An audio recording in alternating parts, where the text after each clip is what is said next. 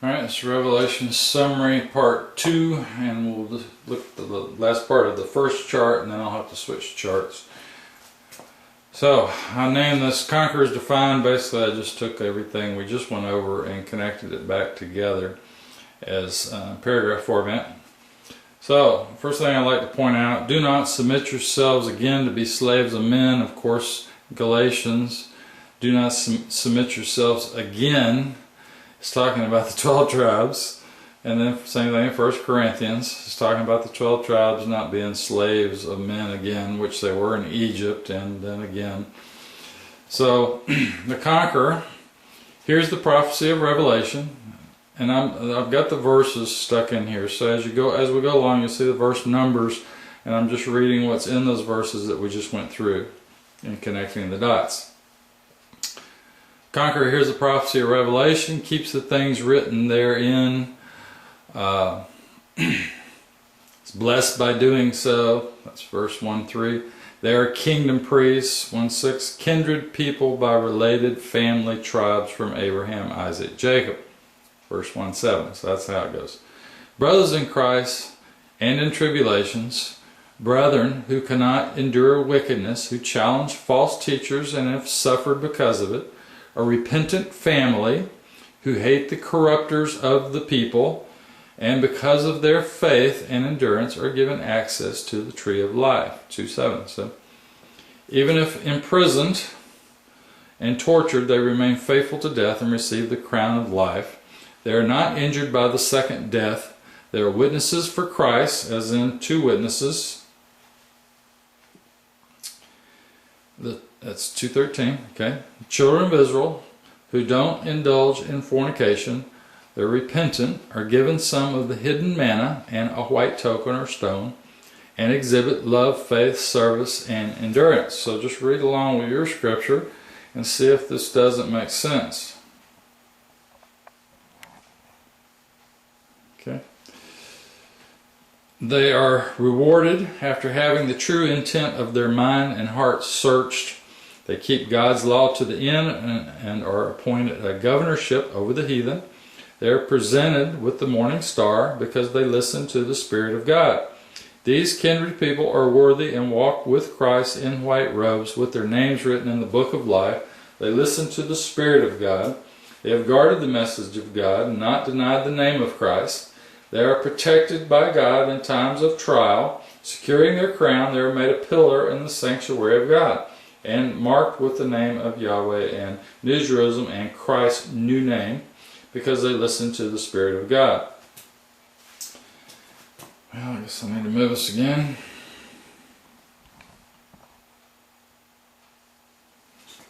They are reproved and chastened by God because of His love for them, and are zealous for His word and repentant. Again, as His sheep, they listen for the voice of God.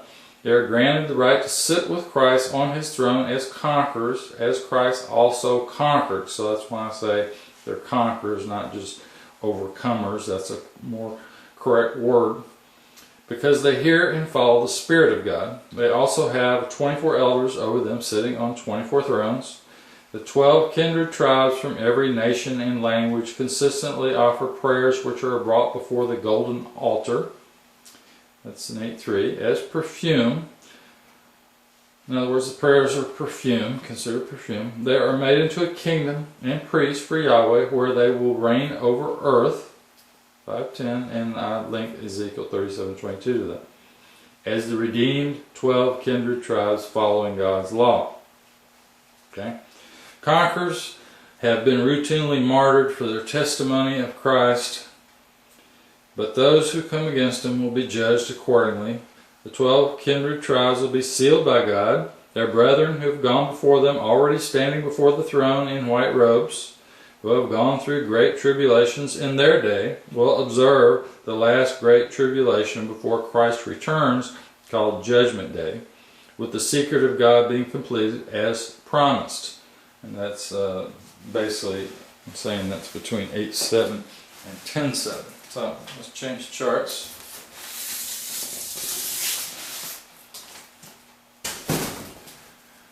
And then we'll refocus, start over. Continue on, I should say.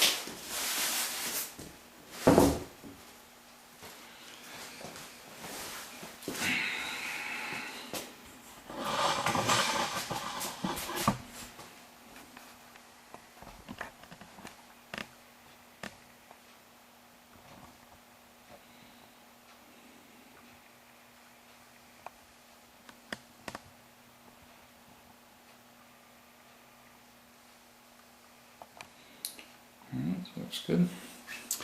The nations they live in are called the two witnesses. That's 11:3, or two lamb kingdoms, which I said was 13:11, which are the two olive trees. In other words, the house of Israel and house of Judah, family trees, who live by the two lamps, the Old and New Testament. It's 11:4. They are mostly destroyed in the war, specifically intended to bring them and all others into bondage under world government. That's 13:16 and 17.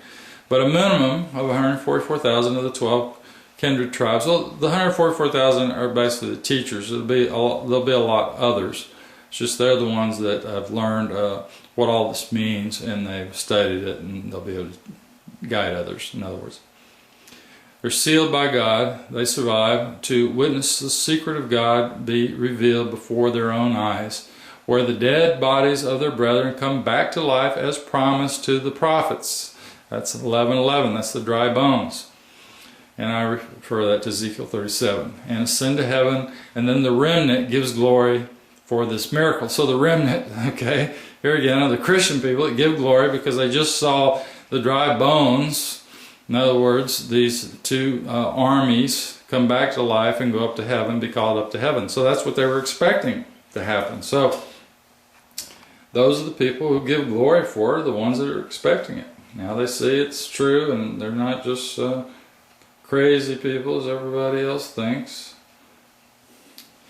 Alright, it is clear to the whole world now via TV and internet that the 12 kindred tribes, or the 12 stars from the seed, 12:17, of the woman, have conquered the dragon, which is defined as the old serpent. That's in Genesis 3:15. The devil is actually Matthew 4:1, and then Satan is Job 1:6. Okay, mystery that.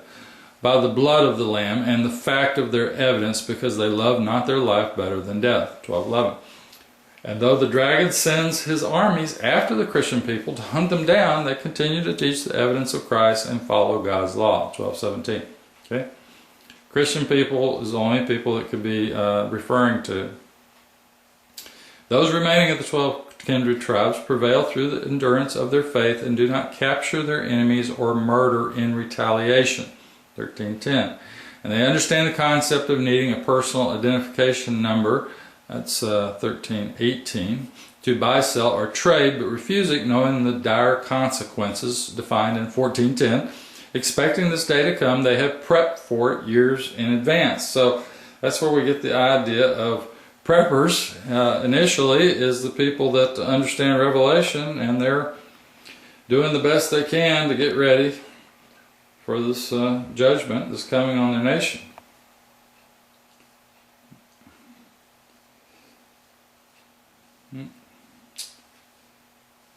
I guess I got it. Okay.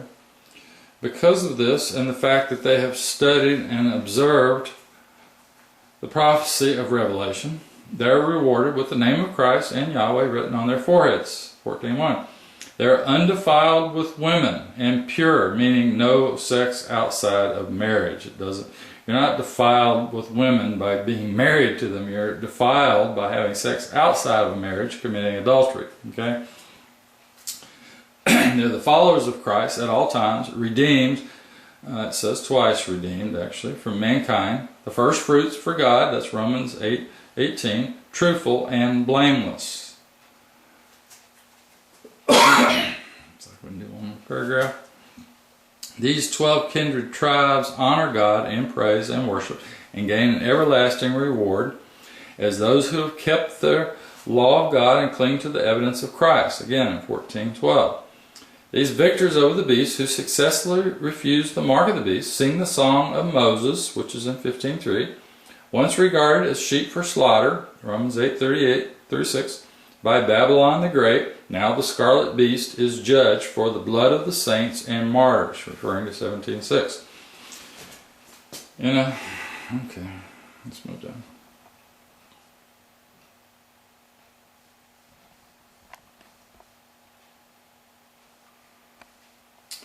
In a great paradox, the Christian empires under control of the international banking cabal, which is a dragon, finally see it for what it is and turn on the headquarters of the global banking system in London and destroy it before it completely destroys them. That's 1717. Thus, the intentions of God being completed, those remaining of the 12 kindred tribes rejoice over the great city's destruction and the end of the cycle of never-ending wars. In other words, perpetual war, which is what we've had for over 100 years now. The dragon has continually funded to the detriment of all nations trapped by it. Yes, it's all been funded and controlled out of London, England for hundreds of years. The Conquerors, okay, I guess we got that. The Conquerors are invited to the marriage supper of the Lamb for their obedience to His word and their preaching of the evidence of Christ and their praise and worship of Yahweh and Christ. Christ returns with an army of His followers wearing white robes. That's the two armies that went into, that were called up to heaven earlier in 11:11, I think we said. Okay, so they're returning, riding white horses, and conquer the beast and false prophet and all who came with them to war against the Lamb. This is the conclusion of the hour of judgment. Now we still have the white throne judgment. In the first resurrection, let me see if, let me move this slide.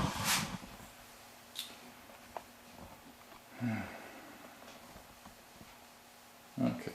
In the first resurrection, the conquerors who made it through without taking the mark of the beast live and reign with Christ for 1,000 years. They sit on thrones as ministers of Yahweh and Christ. The other group who are redeemed at this time are those who were beheaded for their evidence of Christ. Since the second death has no authority over these two groups, here's a suggestion. Be a conqueror. Speak out for Christ and God's law, especially in the presence of a guillotine, to set a good example for others to follow. And that's not a joke. That's pretty much sums it up.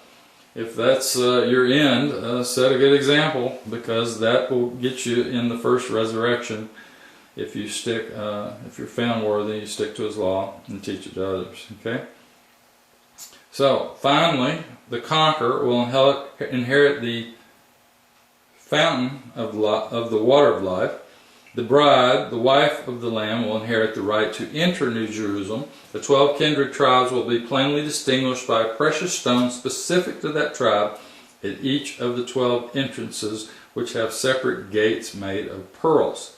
All the kings of the earth will bring their glory and honor to it. It also refers back to Zechariah 8:18 and 14:16 as a note. But only those conquerors recorded in the book of life will be allowed to enter.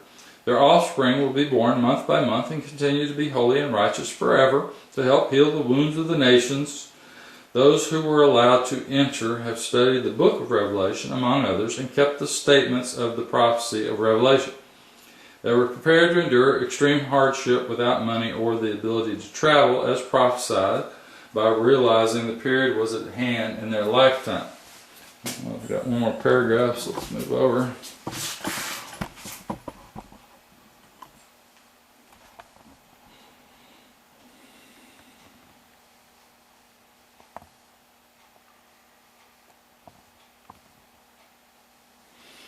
Okay, those who did heed the prophecy, who continue to follow God's law, those are the blessed, and teach it, are allowed to approach the tree of life and produce a family tree. They are led by the morning star as their leader forever, and that refers back to Isaiah chapter 11, also 22:16. Now, those preachers or teachers who failed to study and teach Revelation lost their position in the kingdom by either adding to the word or subtracting from it and failing to teach the meaning to their brethren. So a lot of churches just avoid it. They think it's too complicated. It's not really that complicated, but it does help if you draw it out on charts and connect the dots.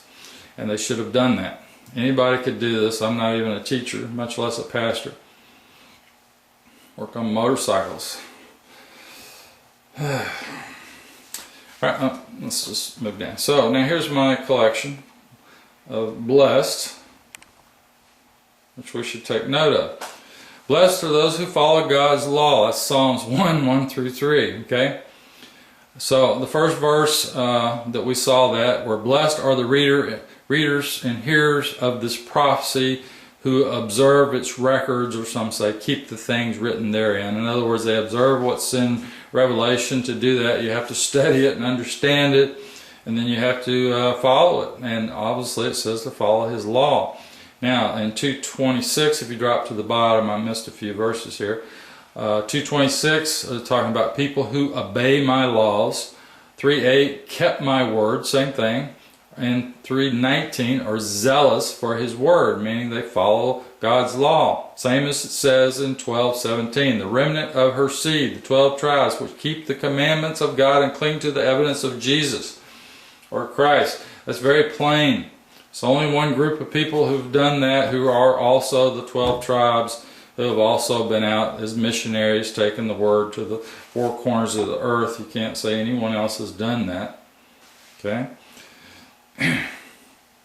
14:12, there's consolation for the holy, those who keep the commandments or the commands of God and the faith of Christ. And that refers back to verse 4, 14:4, which are the 144,000. Again, the 12 tribes. Blessed are the dead who die in the Lord from now. So any that die are still blessed if they had their head cut off, in other words. Okay, they come back in the first resurrection. 16:15, blessed is the watcher who clings to his clothing. That's just another way of saying people who follow God's law. In other words, they keep from doing things that are evil. In other words, 19:9, blessed are those who are invited to the marriage supper of the Lamb. And again, those refer to the 12 tribes, to the victors, which goes back to the 144,000. 26, blessed and holy is participator in the first resurrection. 27, blessed is the keeper of the statements of the prophecy of this book. Here again, that also refers to verse 9, 22:9. 22:14, blessed are they which do His commandments, that they might have the right to the tree of life and may enter in through the gates into the city. So I think this is pretty plain. If you're not following God's law, keeping His commandments, teaching them to others, if you don't desire to learn Revelation, if you're like most churches who thinks it's too complicated, and you don't believe in following His law, then you're not going to make it into New Jerusalem and the tree of life, and all that just doesn't apply.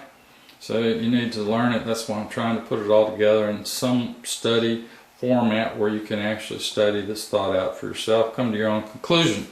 So here's the things that connect to the two witnesses. Now, call them Lamb Kingdoms, Christian empires. So the empire comes from Daniel, actually, Daniel chapter 7. So Isaiah 9:20 mentions Manasseh, Ephraim, and Judah, which is summing up the house of Israel, house of Judah, cut off in a day, talking about judgment day in verse 13. Okay, Jeremiah 31:23-40, chapter 32, 36-40, and chapter 33, 14-26 are all talking about the same two group of people, house of Israel, house of Judah, but it calls them two chosen families or chosen nations. From Abraham, Isaac, Jacob, restored from captivity. Yes, so they'll be judged. The two witnesses, the two empires will be judged. They'll be invaded. Some will go into captivity. A remnant will stay behind, which will be the 144,000 plus others. But a lot will be killed in the wars. If it's nuclear war especially, they'll go after, target the big cities and all that kind of thing. So at any rate, it says they'll be restored from captivity, and then in verse 32, 37, 44, and 33, 7, and 11, it says they're resting safely and securely in their own land, ruled under Christ continually. Okay, so the fact that they're in their own land, ruled under Christ continually, and that they're Christian people, and that they're two chosen families or chosen nations.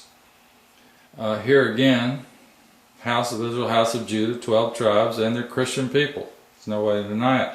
Ezekiel 37, 15 to 28, talking about the two nations or the two kingdoms who represent the house of Israel, house of Jacob, in the millennium period, basically, are restored from captivity by request. In other words, by prayer from people who were in captivity, praying to be returned or restored or redeemed is the word that was actually used when they came out of Egypt. It says they were redeemed, all right? So they'll be restored to re-inhabited ruins, meaning their countries were destroyed, but they're re-inhabited. The remnant actually is going to have offspring, and when they come back, they'll see all these children, and they won't realize that there was that many people there. And that there's your other verses there you can look up that refer to all of that.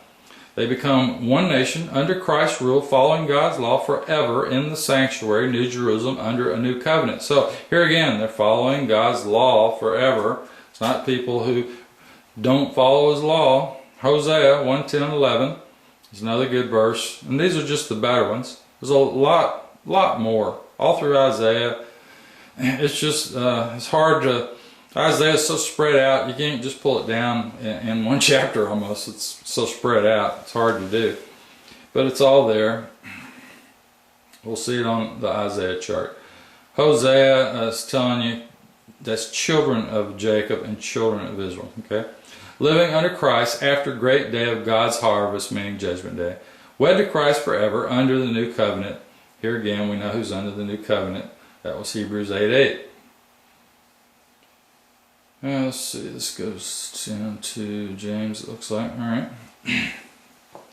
Alright, besides the God of Abraham, Isaac, and Jacob in the New Testament, they also use the word, the terms children of Israel, house of Israel, men of Israel, people of Israel, and in Matthew 1:2-16, the genealogy of Christ from Abraham, Isaac, and Jacob. And then in verse 21, that's in Matthew, okay, for He will save His people from their sins, talking about Christ, and in 2:6, for out of you shall come the leader who shall shepherd my people Israel. So it's talking about Christ coming from Israel to save His people Israel from their sins. And that clearly sets the context of the New Testament, as does briefly these others, but I have a whole chart on this, which is amazing when you look at it and connect everything together. Now, Matthew 19:28 and Luke 22:30, basically the same thing. The 12 apostles shall sit upon 12 thrones, judging the 12 tribes. So it doesn't talk about other people, talk specifically about the 12 tribes. And 12 apostles are from one or two of those tribes. Alright, Acts 26:7, our 12 tribes constantly pray. Now this is in Acts, and here they recognize the 12 tribes are in existence, otherwise why would they say our 12 tribes? They may have only been 3 tribes there, but they knew about the other tribes. That's also in 3:13 and 7:32, where it mentions the God, again, of Abraham, Isaac, Jacob. It didn't talk about the God of other people, it's talking about the God of Israel. Hebrews 8:8, I will make a new covenant with the house of Israel and house of Jacob. It doesn't say I'll make a new covenant with everybody on earth. It says specifically these people who are under this new covenant. And the same people from the Old Testament. So it didn't change context from the Old Testament to the New Testament. It's talking about the same people. It's also repeated in Hebrews 10:16 and 17. I guess we can do one more. James 1:1, to the 12 tribes which are scattered abroad. So there he tells you where the other tribes are. They're not right there in Jerusalem where they were, but they knew that they were out there and they were scattered into other heathen nations, which is what it says in the Old Testament. It tells you where they were taken. In some cases it tells you specifically where they are. Okay, 1 Peter 1:1, basically saying the same thing, to the chosen strangers scattered abroad. Now, 1 Peter 2:9, very important. You are a chosen race, a royal priesthood, and in verse 5, a holy priesthood. Then a holy nation, a peculiar people, that you may display the virtues of Him who called you out of darkness into His wonderful light. Once not a people, but now a people of God. So that refers right back up to Hosea 1:10 and 11, if you look it up. And this chosen race, royal priesthood, we just showed you, was took us back to Exodus 19:6, 40:15, Numbers 25:13, Isaiah, and all that. It's all the same context. There's no change in context.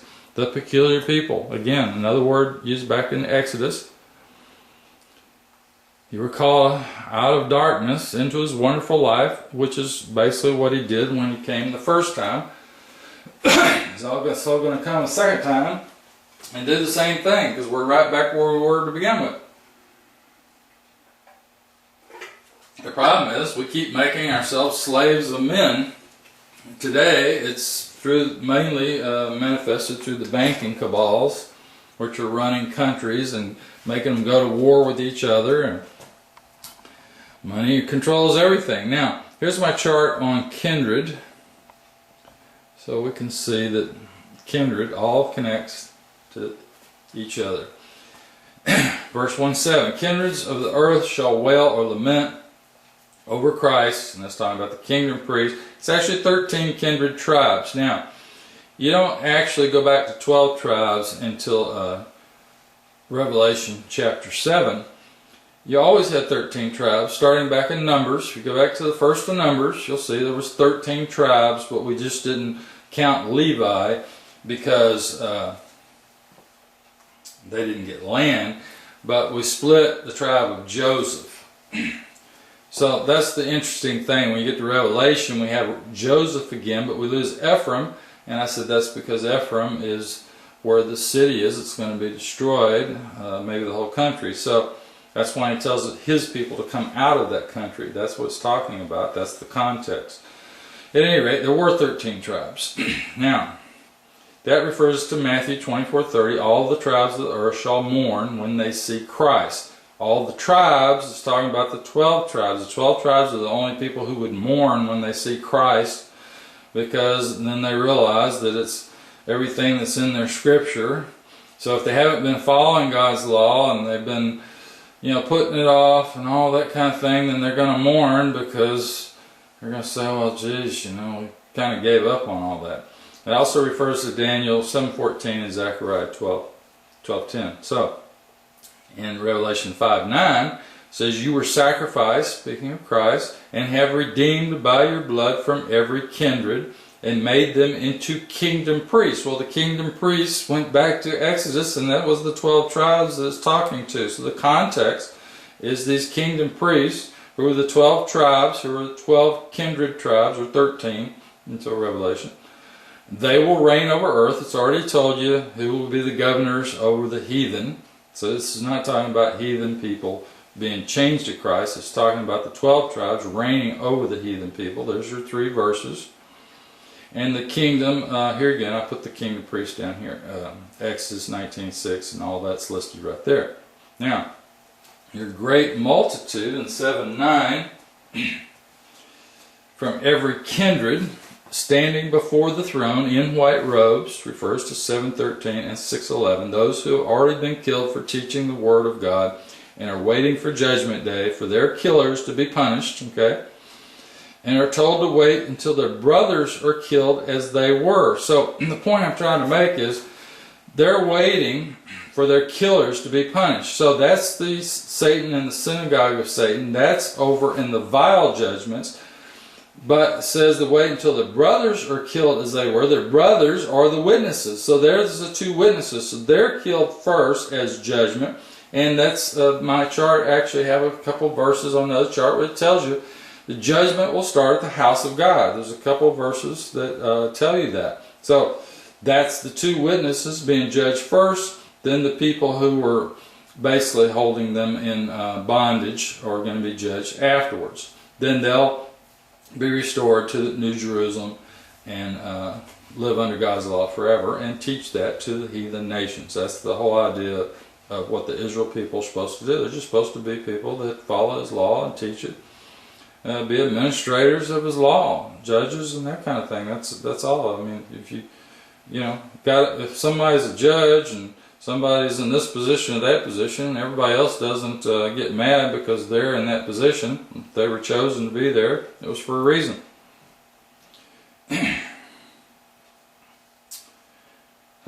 11:9. Let's see what it shows here. Yep, we can do 11:9. And they are the people and kindreds and tongues and nations, meaning his people of the 13 kindred tribes, speaking different languages because they live in various Anglo-Saxon Christian Israelite nations. Only Christians who understand Revelation would be expecting these armies to come back to life as prophesied in the dry bones and then taken up to heaven. No one else would expect to see that. But these people in 11:9, these kindred tribes are expecting the dry bones. They're expecting that to happen. Now, right now, I don't think people understand where the dry bones is, but this is my conclusion. And maybe you'll come up with something different and make better sense. That's my conclusion. Now, 12:17. Move down.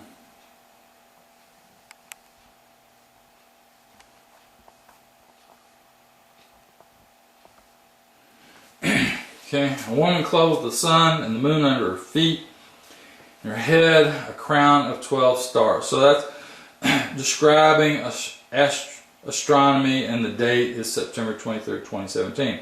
The dragon, Satan, was furious with Sarah and proceeded to wage war with the rest of her offspring. And I didn't write that in there, but I should have. That, again, describes an astronomical date. It's something that people who study astronomy can tell you that, and find that date. They use a program called Stellarium. You can download it for free, and then you can look at from your position on Earth or any position on Earth. You can see all types of things that are happening, where all the stars will be, what it'll look like from that position, including all of your, like your blood moons, all your, when your eclipses, you have a sun and a moon eclipse, and then a solar eclipse, that kind of thing. So you have all of those things built into this program, and you can do all kinds of things with it. But you can look forward and back in time, and you can find what date would apply, or if other dates would apply. You could find all that out. Some people have done that now, and there's multiple videos on YouTube. You could just go on there and search September 23rd, 2017, and you could probably find 20 videos on there today. But I'll link to, I think, one of the best I've been able to find on that does a better explanation. So, waging war with the rest of her offspring means after the two witnesses are attacked, then you have this beast government who's invading the country and going after her offspring. That's the remnant not killed in the war on the two witnesses. So you have some people taken into captivity, you have a lot of them killed, and then you have the remnant. And they're trying to hunt them down as well. So those are the Christians who follow God's law and have the testimony or the witness of Christ, and of course those are the 12 tribes.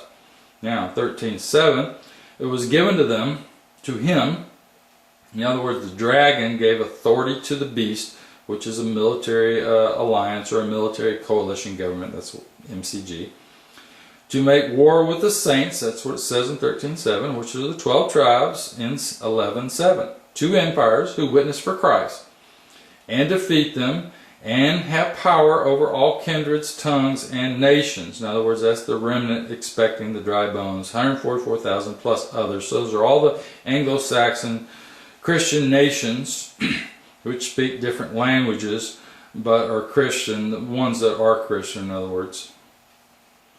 You can be Anglo-Saxon, do whatever you want, but if you are in the book of life, that means you follow God's law and you teach it and so forth.